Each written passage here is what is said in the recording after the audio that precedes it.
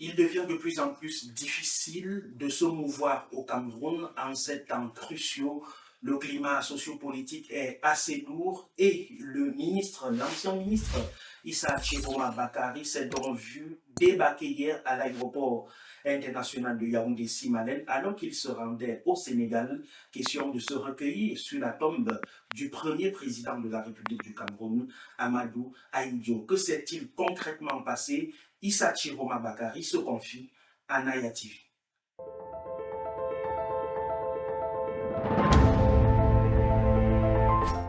Issa Chiroma Bakari, bonjour. Bonjour. Merci de nous recevoir chez vous. Hier, jeudi, à l'aéroport international de Yaoundé-Simalène, vous avez, alors que vous partiez au Sénégal, vous avez eu en face de vous un commissaire qui s'est présenté. Dites-nous, qu'est-ce qui s'est réellement passé? Merci de me donner cette opportunité. D'abord, je rappelle que je suis candidat à l'élection présidentielle.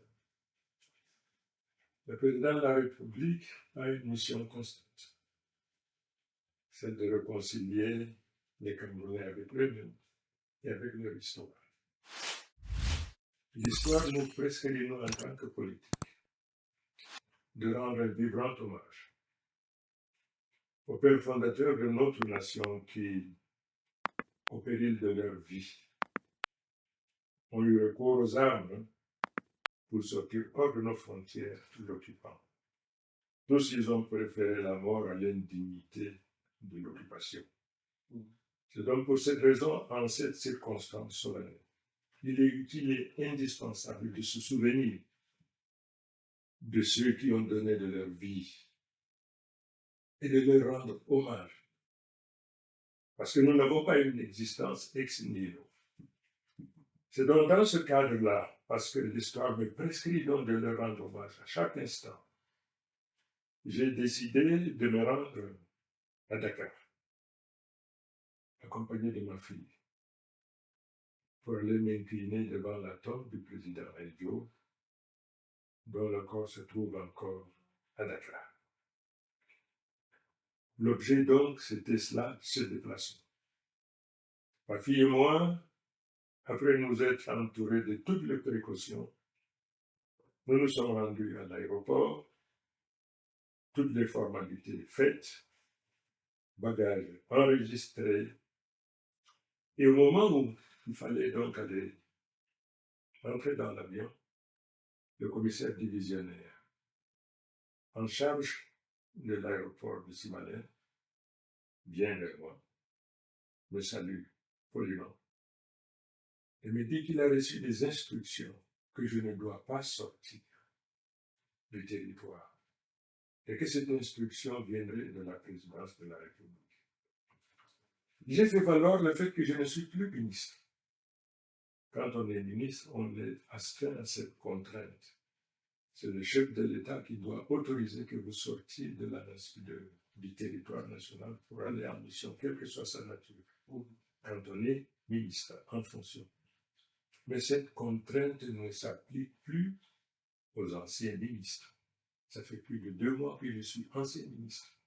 Et je jouis donc des privilèges de ce statut dont la jouissance repose naturellement sur les autorités.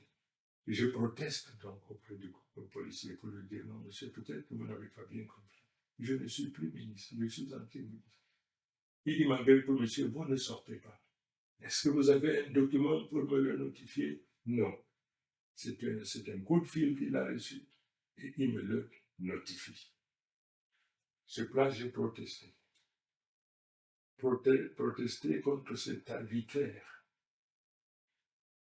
Parce que nous sommes dans un état de droit. Dans un état de droit, on n'opère pas comme le font des gangsters.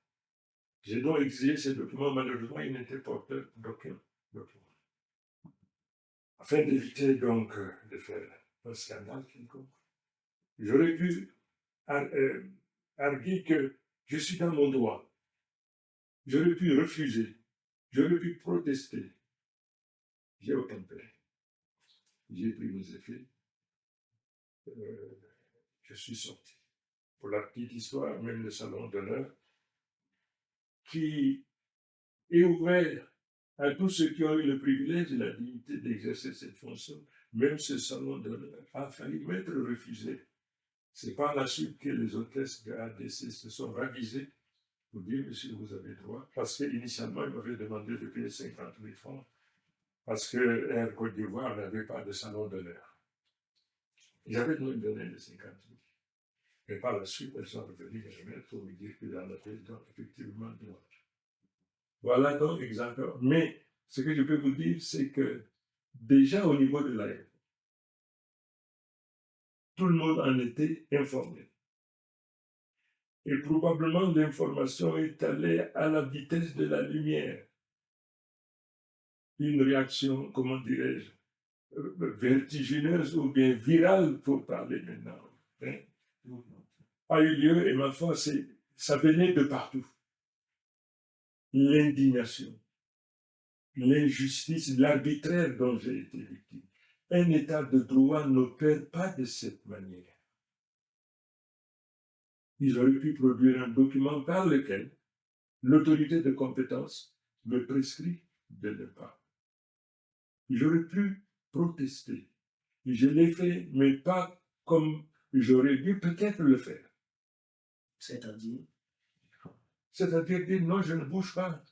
Aussi longtemps qu'il n'y aura pas une notification écrite venant de l'autorité. Je ne bouge pas. Quand bien même cette autorité-là aurait sollicité me parler au téléphone, j'aurais refusé. OK? Nous sommes dans un état de droit. Et dans un état de droit, tout est encadré, tout est connu. Donc, voici la raison pour laquelle je me suis dit non, je ne dois pas donner ce spectacle. J'ai dit à ma fille, rentre. Mais sauf que toute la presse en sera informée parce que je suis victime d'un déni de droit. La liberté de circuler est un droit inscrit dans notre Constitution. C'est le gouvernement qui a la responsabilité d'assumer la jouissance à tout citoyen. Cela m'a été refusé. Vous nous disiez, les modalités de déplacement, de sortie du pays des membres du gouvernement sont organisées par un certain nombre de textes et lois, notamment de 1900, une loi qui date de 1964. Mais depuis 2 mois, comme vous le disiez, vous n'êtes plus membre du gouvernement parce que vous avez démissionné. Dites-nous, Monsieur Chiroma, est-ce qu'il y aurait une procédure quelconque engagée contre vous et dont vous avez reçu notification? Absolument pas. Absolument pas. J'ai servi le président Biya pendant 20 ans. J'ai été pendant 4 ans ministre des Transports, et puis un peu plus de 16 ans, ministre de la Communication, porte-parole du gouvernement, puis ministre de l'Emploi et de la Formation professionnelle. Il n'y a jamais eu une procédure de quelque nature que ce soit orchestrée ou organisée à mon encontre, pas à ma connaissance. Et de toute manière, si tel était le cas, probablement, ma démarche aurait peut-être dû être différente. Et je vais vous dire une chose. L'ostracisme au niveau des hautes sphères de l'État, lors de la crise du Covid,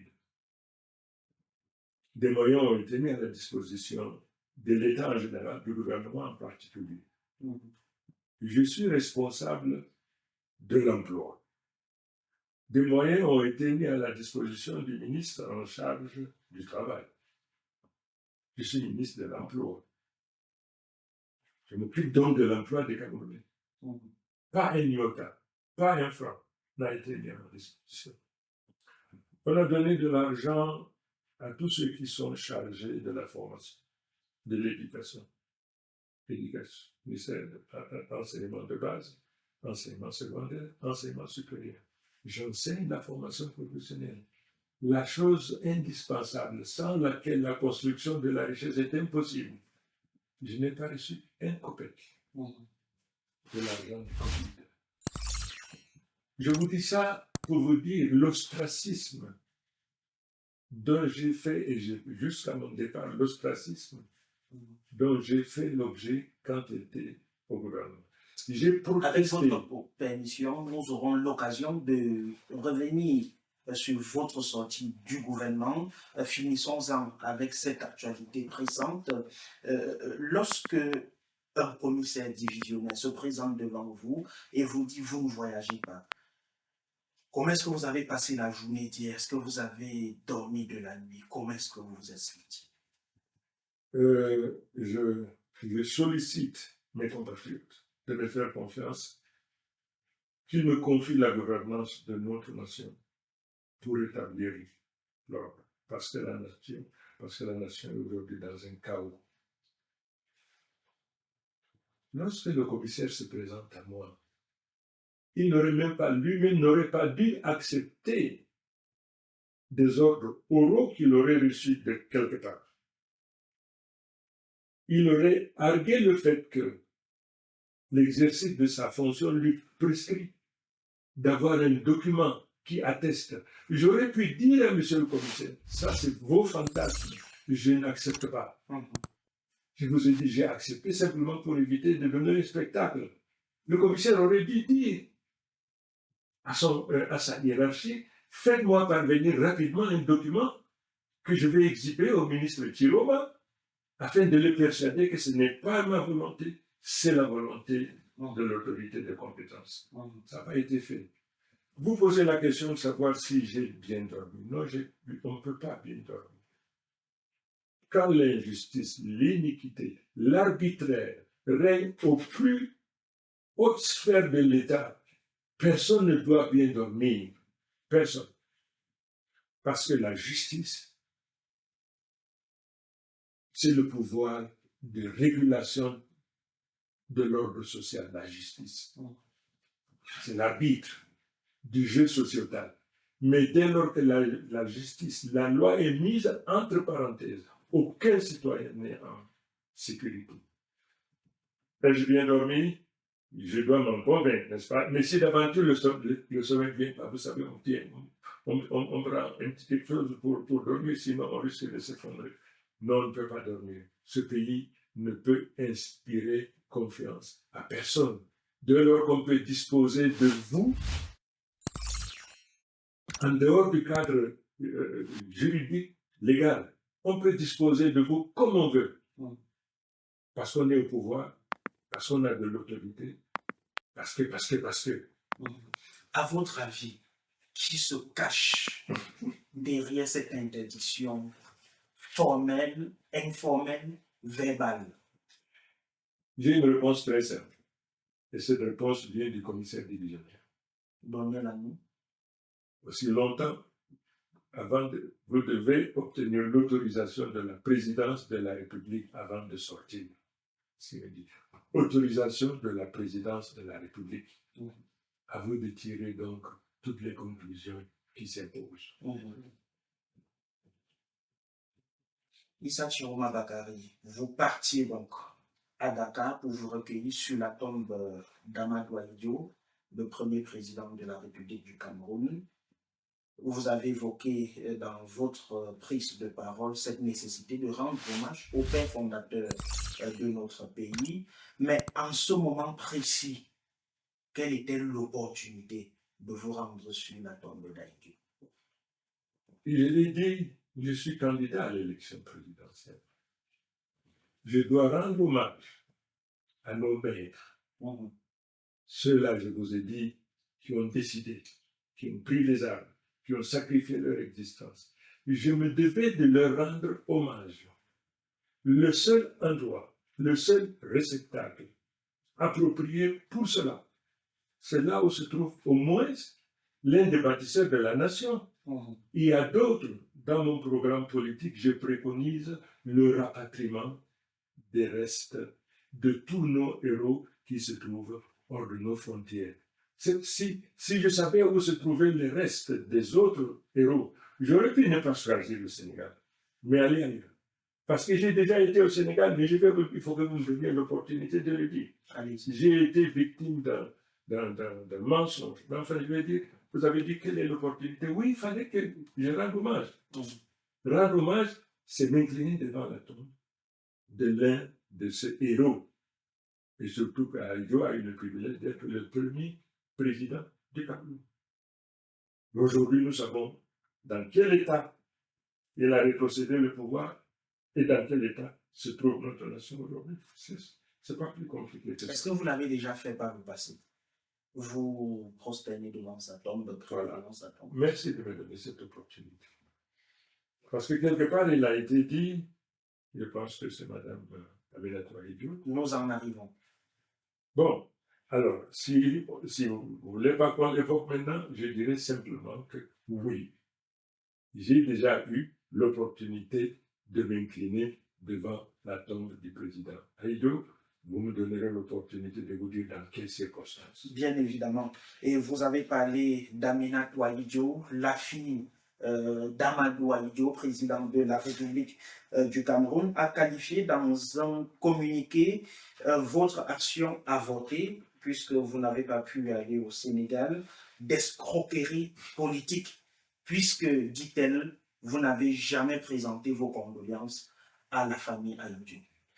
Réaction? J'ai beaucoup de respect pour le président Aïdjo. Énormément de respect. C'est mon maître. C'est mon maître, j'ai beaucoup de respect. J'ai donc aussi beaucoup de respect pour sa famille. Je ne m'adresserai pas à Mme Aminata Aïdjo avec condescendance. Du fait du privilège qu'elle a eu à être le fils du président Aïdjo, qui a été pour moi un exemple. Mais je voudrais rappeler les faits.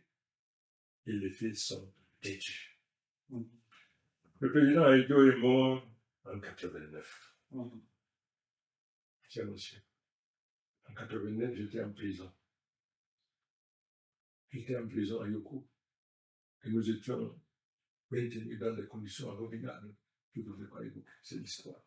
J'étais à Yoko. Comment voulez-vous que j'ai le don d'ubiquité d'être en prison à Yoko en 89 au moment où le président Aïdjo mourait, et aussi à Dakar pour présenter mes condoléances.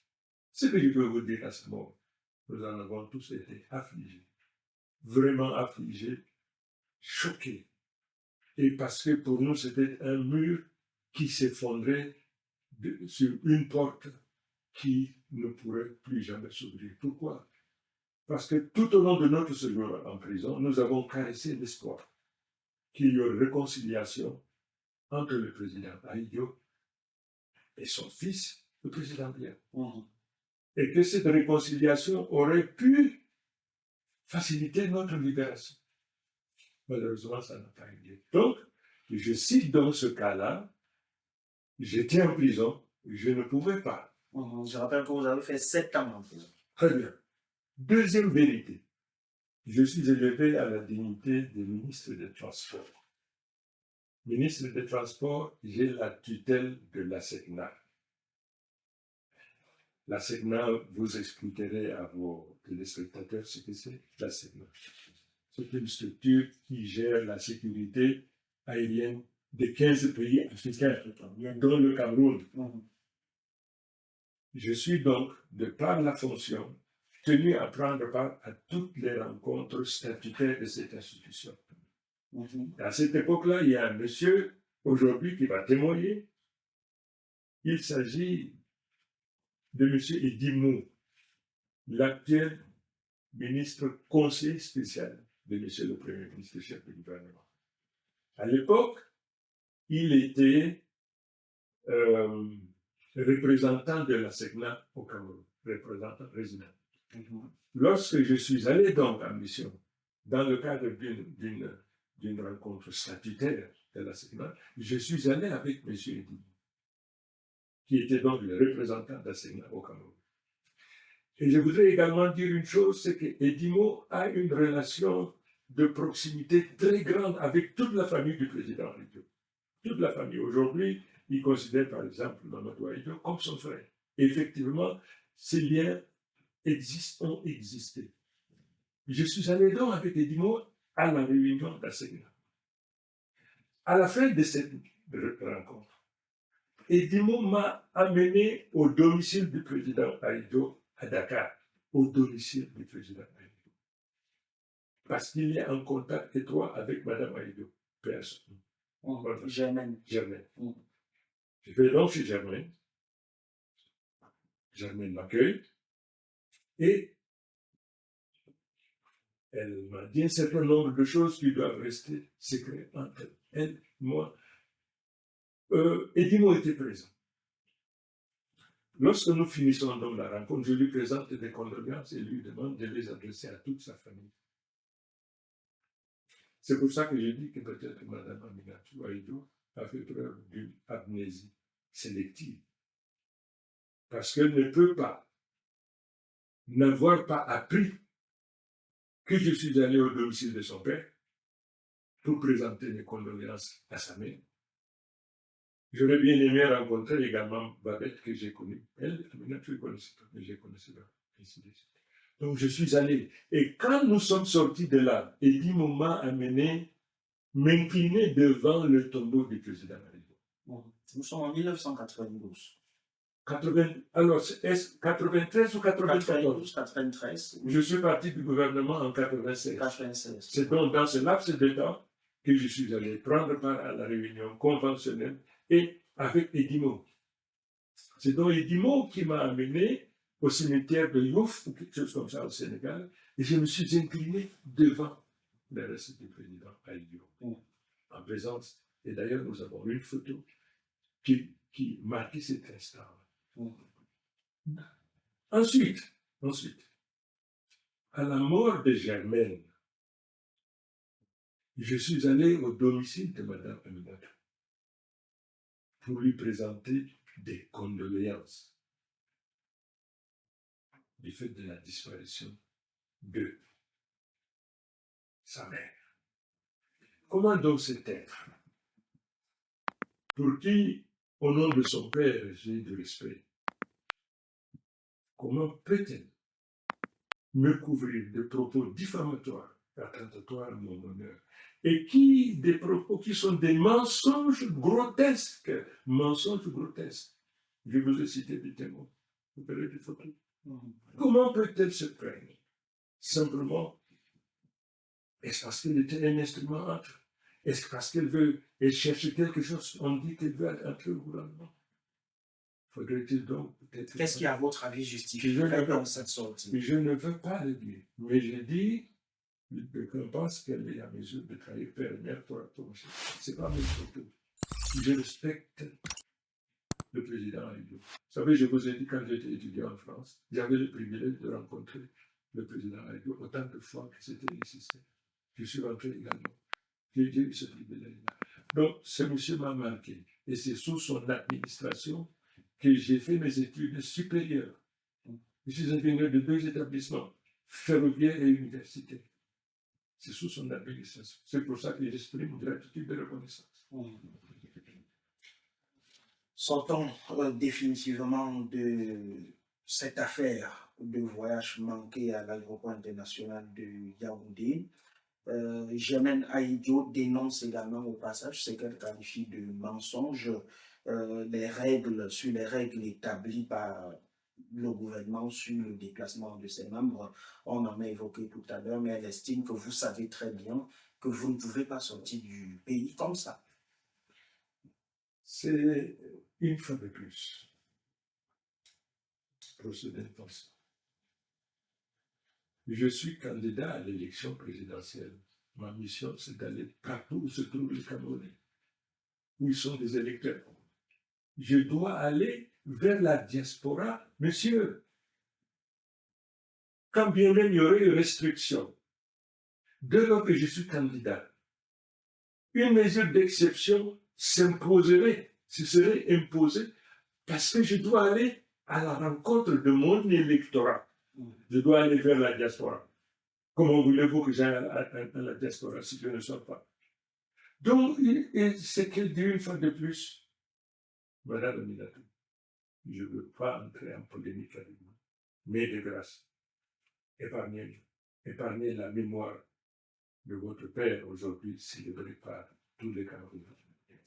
Merci beaucoup. Nous recevons Issa Chiroma Bakari, ancien membre du gouvernement, qui n'a donc pas pu se rendre au Sénégal parce qu'empêché par un commissaire divisionnaire à l'aéroport international de Yaoundé Simalène. C'était donc hier jeudi. Issa Chiroma Bakari, vous êtes le président national du FSNC, c'est le Front social pour le Front pour le salut national du Cameroun, créé en 2007. Je rappelle que vous avez 75 ans. Vous êtes ancien. ans. Ah, vous avez 78 ans. Merci pour cette rectification parce qu'effectivement, nous avons, il y a cette polémique sur votre âge parce que certaines données nous parlent de votre naissance en 49, l'autre un peu plus tôt. Merci donc pour cette précision. Vous savez pourquoi? Bien?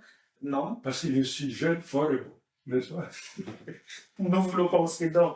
Je rappelle donc que vous avez 78 ans, vous étiez jusqu'au 24 juin 2025 membre du gouvernement, ministre de l'Emploi et de la Formation professionnelle. Vous avez donc démissionné du gouvernement, nommé donc en 2019. Avant cela, vous avez occupé les fonctions de ministre de la Communication, porte-parole du gouvernement pendant 10 ans, puisque nommé en 2009. Et en 1992, vous l'avez dit, vous avez été ministre des Transports pendant 4 ans. Durant donc ces 20 ans cumulés au sein du gouvernement, vous avez eu à acquérir des expériences, vous avez travaillé de part et d'autre. Vous avez dit, lorsque vous avez démissionné, lors d'une conférence de presse, que c'est la rupture parce que vous avez eu une alliance avec le président Paul Biya et vous estimez que les choses ne sont plus comme par le passé. Aujourd'hui, donc, dites-nous, qui décide à la présidence de la République, puisque vous avez dit que le président est suffisamment fatigué et qu'il devrait aller se reposer. Qui décide à la présidence aujourd'hui, M. Thierry? Si j'avais la possibilité de lire dans la boule de cristal, je vous aurais répondu avec précision. Mais j'ai dit la chose suivante. Ce qui est de notoriété publique, vous, journalistes, vous pouvez vérifier. Quelque part, j'ai dit que durant 2 mandats, 14 ans, le président de la République n'a pas convoqué un conseil des ministres. 14 ans. Très bien. Et on a eu en 2019 14 ans, oui. En 2019, chaque fois que le président de la République forme un gouvernement, il réunit des ministres. Mais ça, ce n'est pas un conseil des ministres. Si vous voulez, c'est un conseil de prise de contact et de directives que le président de la République donne à l'ensemble de son gouvernement. Vous êtes tous investis de la confiance que chacun exerce pleinement. C'est l'occasion. Il y en a pas un autre. OK? Donc, il y a d'abord déjà ça. Vous voulez savoir qui gouverne à la présidence? C'est la question que vous me posez. Je reviens en vous disant une chose. J'ai pris un engagement, celui d'accompagner le président de la République jusqu'à la fin de sa carrière. Ministre de la Communication, j'ai eu à conduire deux élections présidentielles. 2011 et 2018. 2018. Je les ai connues. Lorsque j'ai dit que j'accompagne le président de la République jusqu'à la fin de sa carrière, c'est pas Chiroma qui lui importe. C'est le poids démographique de Chiroma au sein de la population. C'est ce que le Chiroma lui accorde comme soutien politique et populaire. C'est ça qui compte. C'est pas parce que je suis expert, non. Et chaque fois, avant d'aller à une élection, je fais toujours une autre président de la République. Je dois me rendre à ma base pour savoir dans quel état d'esprit se trouve cette base, afin de convaincre ou bien de revenir vous donner les résultats. En 2011, je l'ai fait. Je réunis toujours dans le cadre de plusieurs meetings entre tous ces candidats sur lesquels j'étais-vous votre dévolu. 2011, nous préférons le président aux autres. 2018, nous préférons le président Biya. 2025.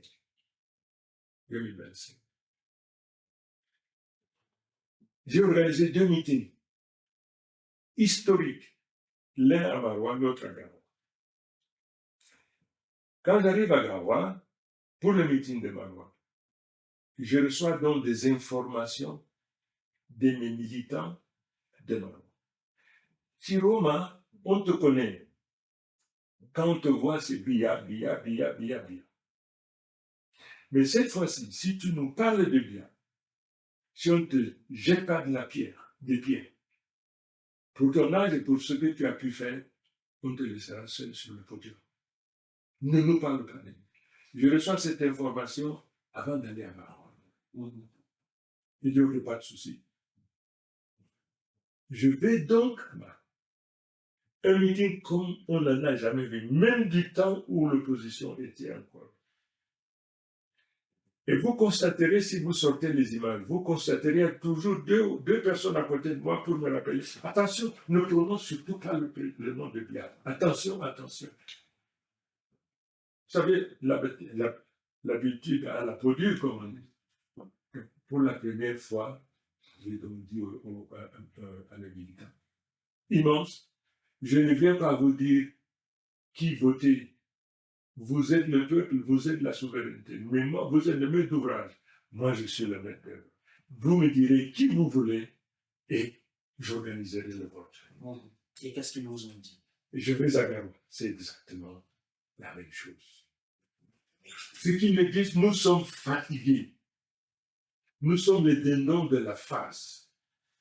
Tout démontre aujourd'hui la partie la plus misérable.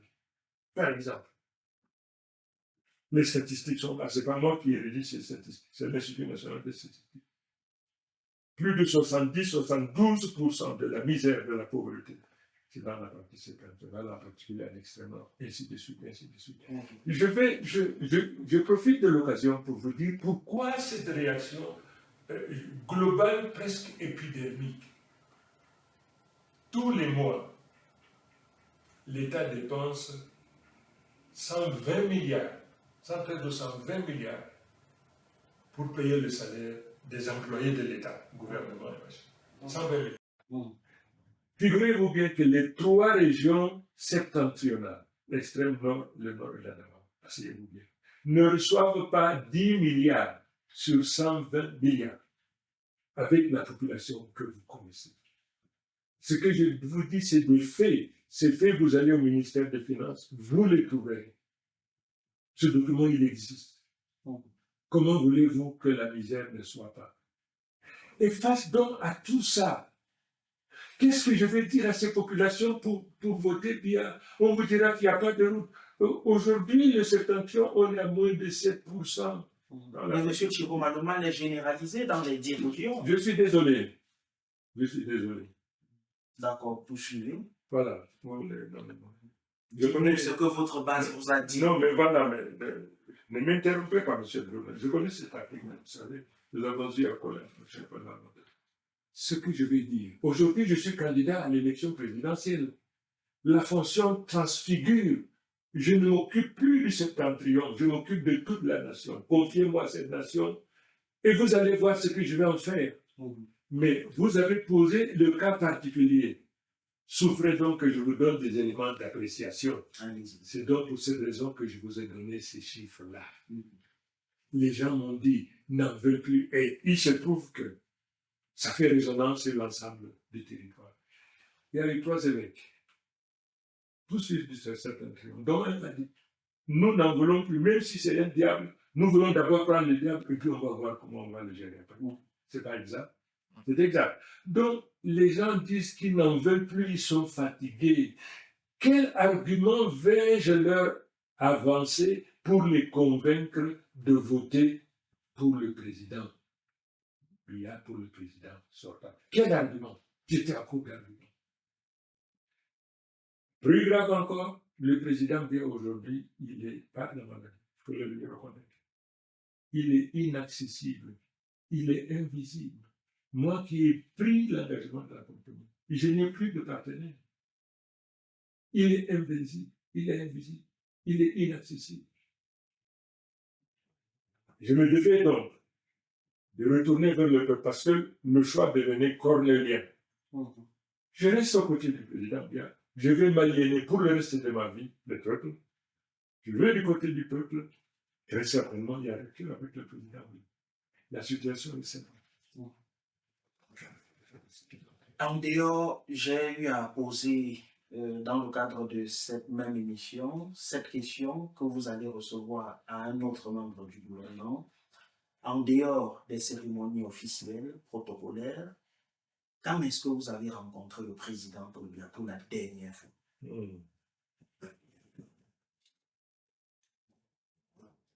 Les faits sont têtus. Hein.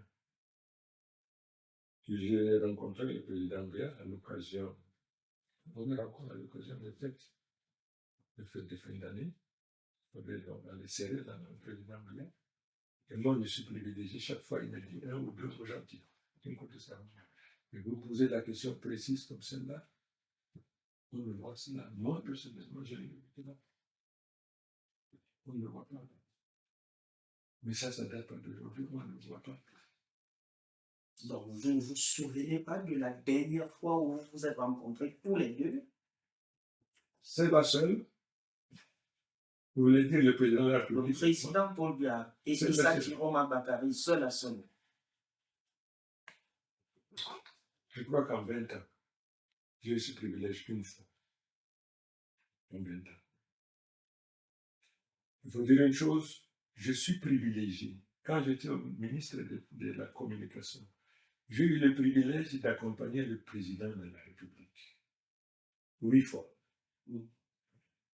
Et à chaque sortie, quand il a l'opportunité, il reçoit ses collaborateurs qui l'accompagnent. Je fais partie, je suis reçu par le président de la République et nous échangeons. Dans ce cadre-là, vous savez, c'est pour ça que j'ai dit, moi j'ai été privilégié. J'ai été privilégié. Je l'ai rencontré dans son bureau, à la présidence, une fois. Une fois dans son bureau, bien sûr. Mais je vous ai dit à l'étranger. Bien évidemment. À l'étranger, j'ai eu le privilège de le rencontrer. Et aujourd'hui, avant votre démission, quand vous demandiez à le rencontrer, qu'est-ce qu'on vous disait? Écoutez, je vous ai dit que le président, il faut le comprendre, à 93 ans. La fonction présidentielle est une fonction à plein temps, qu'on ne délègue pas, une fonction à plein temps. Et surtout, lorsque le navire est dans une mer démontée, c'est le commandant de bord, le président de la République qui doit être à la barre. On ne peut pas rétrocéder ça. Surtout en période d'orage. Sauf que les lois de la biologie soient violées à 93 ans. On ne peut pas tenir là-bas. On ne peut pas. Il y a eu donc cette délégation de signature à Ferdinand Gongor, secrétaire général de la présidence de la République, ministre d'État. Quelles sont les relations que vous avez entretenues avec lui? Bon. Pour lui vous dire la vérité, et ça, ce n'est que de la part. Je n'ai aucune relation avec le ministre d'État, secrétaire général de la présidence. Aucune relation. Aucune. Comment ça? Je vous dis, cher monsieur, je n'ai aucune relation avec le ministre d'État, secrétaire général de la République. Je n'en ai pas. Je n'en ai pas eu. Oui, quand j'étais à la communication. Lorsque des directives viennent du chef de l'État à travers son secrétaire général, on se retrouvait, il me passait des directives que j'impliquais, que je mettais dans mes déclarations liminaires. Voilà, il reçoit des directives, il me les répercute. À ce moment-là, mais sinon, je n'ai aucune autre relation. Aucune. Il se trouve aujourd'hui des langues se dévient sur son leadership qui dérangera plus d'un. Est-ce que c'est le cas avec vous? Je n'ai aucune relation avec lui. Depuis que vous avez démissionné du gouvernement, est-ce que vos collègues vous ont appelé? Écoutez, pourquoi posez-vous cette question? Qu'est-ce que ça vous apporte si d'aventure je disais oui ou non? Qu'est-ce que ça vous apporte? Les Camerounais veulent savoir comment un ministre vit, comment un ancien ministre vit au quotidien avec ses anciens collègues. Vous savez, un ministre a des responsabilités. Un ministre est fragile. Ce n'est pas que je n'ai pas des amis, mais peut-être mon contact avec eux leur vaudrait des lectures préjudiciables à leurs intérêts. Je dis peut-être. Un et de deux, depuis que je suis sorti, Dans ma maison, aujourd'hui, je reçois par jour au moins 200 personnes qui viennent tous les jours. Je suis donc très occupé. Je n'ai pas eu le temps de m'occuper de mes amis ministres. Est-ce que quelques-uns ne vous ont pas dit que votre démission les inspire? En dehors de Bello Bouba-Maïga. Écoutez, chaque ministre donc, il a son. Pourquoi voulez-vous que je vous dise que tel est le cas? Ça ne change absolument rien. On est un ministre par choix. Un ministre français disait, un ministre, ça se soumet ou ça se démet. Et vous, vous êtes démis. Oui. Lorsque vous constatez que ça ne va pas, vous devez être en harmonie avec votre conscience. Est-ce que vous avez définitivement enterré cette période de griot du pouvoir? Vous présentiez Paul Biya comme le soleil qui brille. Oui. Bon, votre question est pertinente. Ça me permet naturellement de mettre les points sur les i. Le rôle du ministre de la communication porte-parole du gouvernement, c'est d'être invisible. C'est d'être un bouclier pour recevoir tous les coups. Sa responsabilité, c'est la protection des institutions, quoi qu'il en coûte. L'image qu'il doit vendre, c'est l'image d'un gouvernement sérieux, travailleur, et qui s'occupe au quotidien du peuple. C'est sa vocation, c'est sa mission. Le ministre ne doit pas répandre des idées de peur, non. Sa responsabilité, c'est cela, voyez-vous. Vous me donnez cette... J'ai des moments de douleur. Le moment de douleur, c'est lorsque nos militaires, que je dois défendre, c'est le moment où nos militaires ont eu froidement à abattre les membres de la famille de Bouhara, froidement. À l'extrêmement, je peux le souffrir. Mais sachez une chose, le ministre de porte-parole, c'est le ministre de compétence qui lui fait tenir les éléments de langage.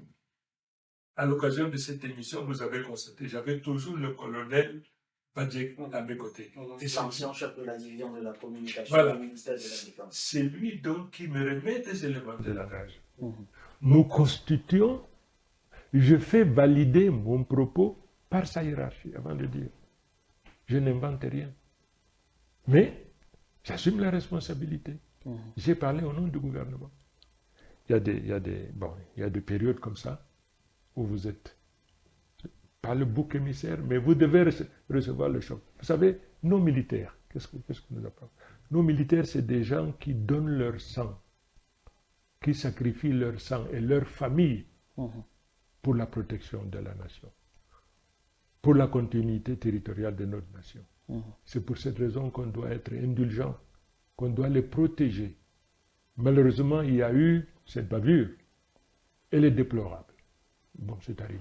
Une parmi tant d'autres que vous avez défendues et donc malheureusement, par la suite, les faits, vous avez dit les faits sont têtus. Chez nous, la presse, les faits sont sacrés et malheureusement, par la suite, on a eu cela.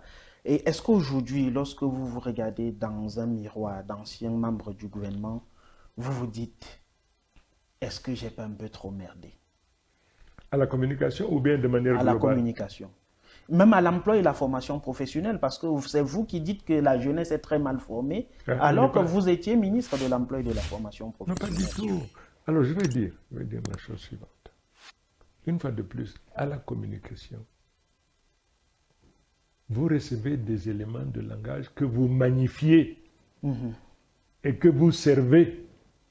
Vous savez, on m'a dit, chaque fois qu'on annonçait que le ministre Chiroma va communiquer, c'est un événement. C'est un événement. Alors les gens disent, ce soir encore Chiroma va nous mentir, mais allons quand même l'écouter. Bon, écoutez, s'il faut mentir pour le bien de la nation afin de protéger l'essentiel, c'est le rôle du ministre en charge de la communication et porte-parole du gouvernement. Et à l'emploi et la formation professionnelle? À l'emploi et à la formation professionnelle. D'abord au transport, j'ai fait ce qu'aucun ministre n'a fait jusqu'à date. J'ai créé Nous aurons péage. l'occasion sur d'autres sujets Oui, de faire bon, un bilan alors, alors de... emploi et formation professionnelle. Avant que je n'arrive à l'emploi et à la formation, on ne parlait pas de la formation professionnelle. Pour la bonne et simple raison que depuis l'indépendance jusqu'à date, le gouvernement n'a pas construit un seul centre de formation professionnelle digne de ce nom. Et c'est pour cette raison que nous sommes dans la pauvreté. Nous sommes assis sur de l'or, du diamant, du pétrole et tout. Nous sommes pauvres simplement parce que nous ne transformons pas les richesses naturelles dont la nature nous a pourvues. Nous ne les transformons pas. Nous les sortons de la terre, nous enrichissons ceux qui importent cela, et nous importons la cherté de vie et autres. Donc, à la formation professionnelle, j'ai donc valorisé la formation professionnelle. J'ai réussi à faire de la formation professionnelle un ordre d'emploi, un ordre d'enseignement, au même titre que les autres. Aujourd'hui, on parle de la formation professionnelle dans des universités. On vous parle aujourd'hui de la professionnalisation des universités. On vous parle aujourd'hui d'étudiants, entrepreneurs. Il a bien fallu que... Souvenez-vous le jour où j'avais dit que les masters ne créaient aucune richesse et qu'il faut arrêter ça. Vos collègues ont bondi sur vous? Pas seulement mes collègues, mais tous les enseignants. Chiroma exagère, ma chère, je veux dire. Aujourd'hui, on parle de la formation professionnelle parce que moi-même, je suis un produit de l'apprentissage et de la formation professionnelle. Je suis un produit de l'apprentissage et de la formation professionnelle. Vous regardez Naya TV, l'émission c'est Sans Tabou. À tout de suite.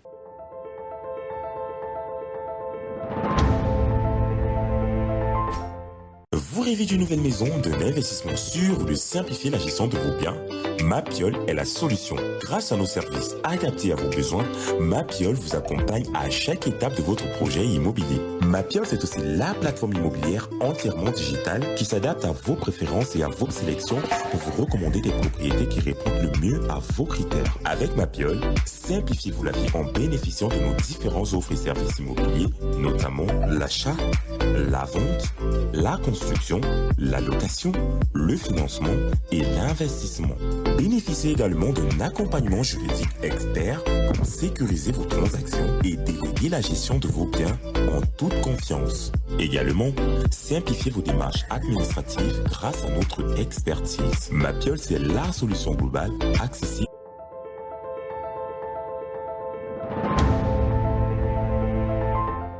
Retour sur ce plateau, nous recevons Issa Chiroma Bakari, ancien ministre de la Communication, ancien ministre de l'Emploi et de la Formation professionnelle et des Transports, candidat à l'élection présidentielle de 2025. Il n'a pas pu voyager parce que empêché par un commissaire divisionnaire à l'aéroport international de Yaoundé-Simalène qui dit avoir reçu instruction de la présidence de la République de ne pas le laisser voyager pour le Sénégal où il allait se prosterner devant la tombe du président Amadou Ahidjo. Monsieur Chiroma, vous êtes le président du Front pour le salut national du Cameroun, le FSNC, qui vous a donc investi candidat à l'élection présidentielle de 2025. Parlons-en, mais sous un angle bien précis. Dès lundi prochain, le Conseil constitutionnel va tabler sur les 35 recours qui ont été déposés à son greffe. Et parmi les 35 recours, il y a un qui concerne le FSNC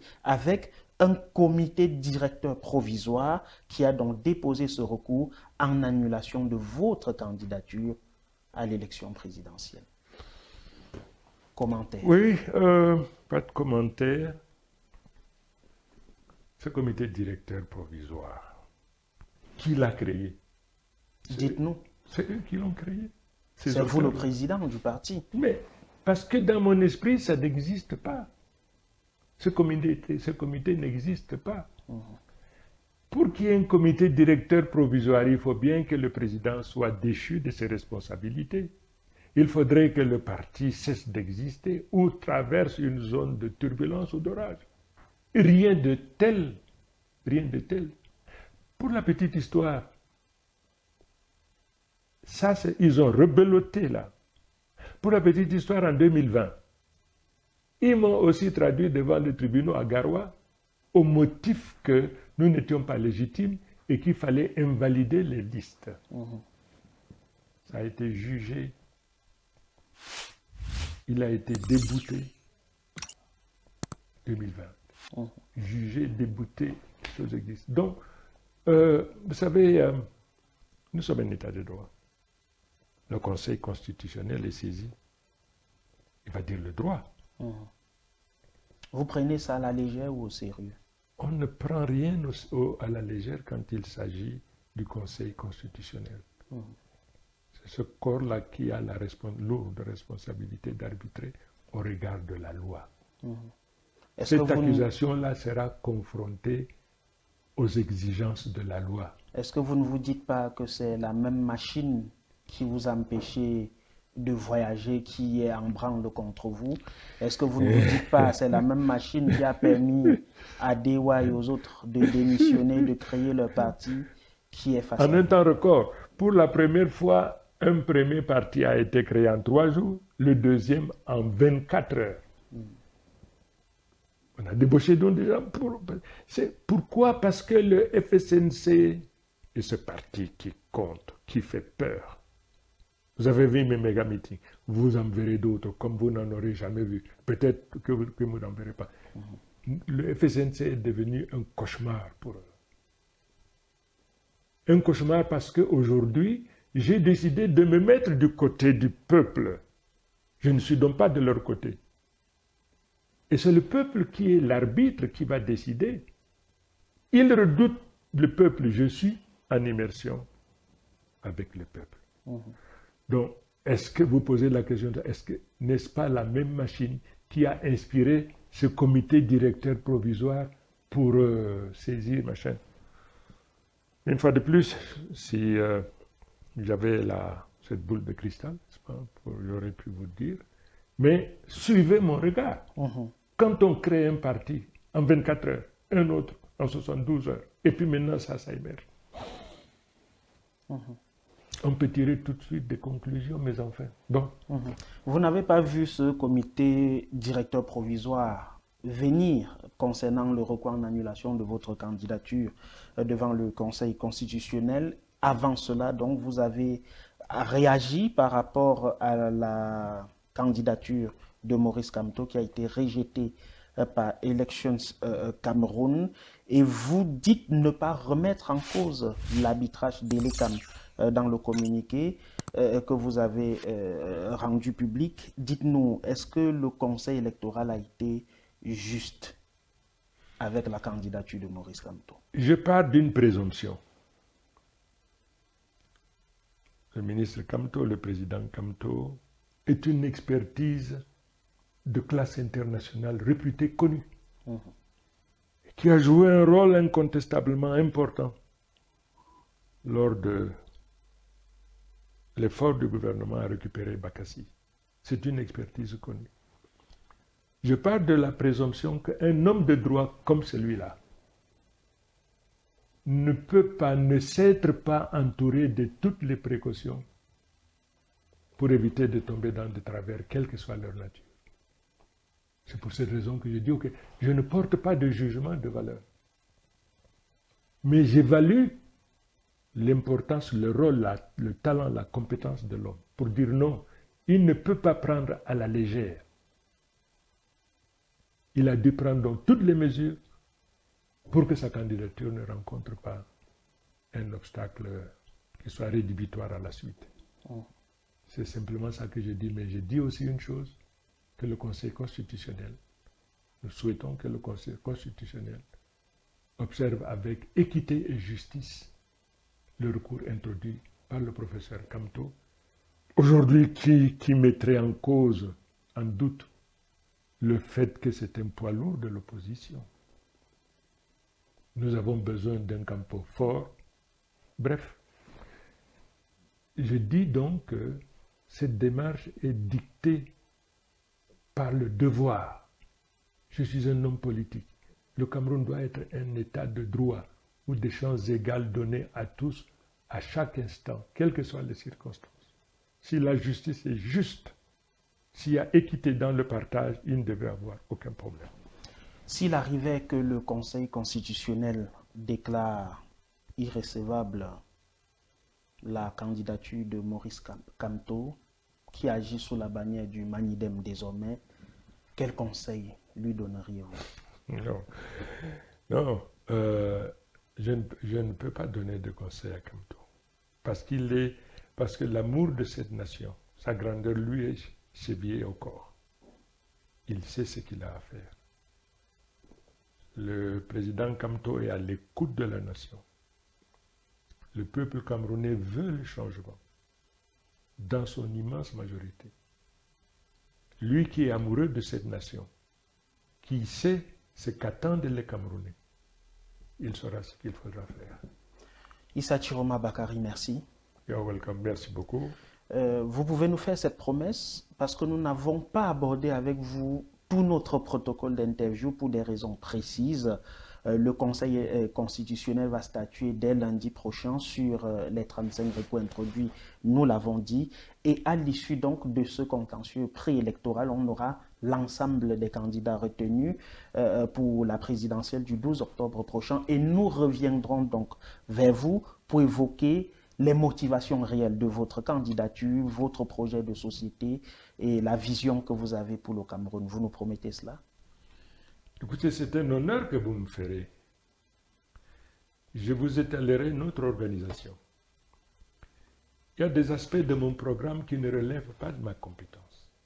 Parce que personne n'a la science infuse. Je ne peux pas être fort dans le domaine des technologies, de l'information, de la robotique et autres, de l'intelligence artificielle, fort dans l'agriculture, fort dans l'élevage. Fort en tout. Non. Le président de la République, c'est celui qui a d'abord cette dextérité, cette profondeur d'âme, et qui sait trouver de l'expertise, qu'il met au travail pour produire des résultats escomptés. Donc, quand vous me poserez des questions pour lesquelles je n'ai pas de compétences, je vous dis, top, j'ai mes experts qui sont là, je vous enverrai les voir. Okay? Mais vous nous parlerez de votre projet et de votre vision pour le Cameroun. Je vous parlerai de ma vision pour le Cameroun, je vous parlerai même de moi-même, parce que... Ce sera bon à savoir. Parce que je suis un cas d'espèce. Merci beaucoup. Merci. Mesdames, Messieurs, merci d'avoir regardé cette édition de Sans Tabou réalisée à la vitesse de la lumière, ça il convient de le dire, mais l'actualité étant oblige, nous avons donc pu rencontrer Issa Chiroma Bakari qui n'a pas pu se rendre au Sénégal, interdit donc de sortir du Cameroun sur instruction téléphonique et verbale de la présidence de la République. Merci de nous avoir regardés et restez en compagnie des programmes de Naya TV.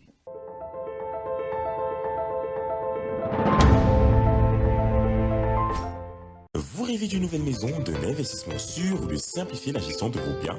Mapiol est la solution. Grâce à nos services adaptés à vos besoins, Mapiol vous accompagne à chaque étape de votre projet immobilier. Mapiol, c'est aussi la plateforme immobilière entièrement digitale qui s'adapte à vos préférences et à vos sélections pour vous recommander des propriétés qui répondent le mieux à vos critères. Avec Mapiol, simplifiez-vous la vie en bénéficiant de nos différentes offres et services immobiliers, notamment l'achat, la vente, la construction, la location, le financement et l'investissement. Bénéficiez également d'un accompagnement juridique expert pour sécuriser vos transactions et déléguer la gestion de vos biens en toute confiance. Également, simplifiez vos démarches administratives grâce à notre expertise. Mapiol, c'est la solution globale, accessible et transparente à tous vos besoins immobiliers. Mapiol, l'immobilier en un clic.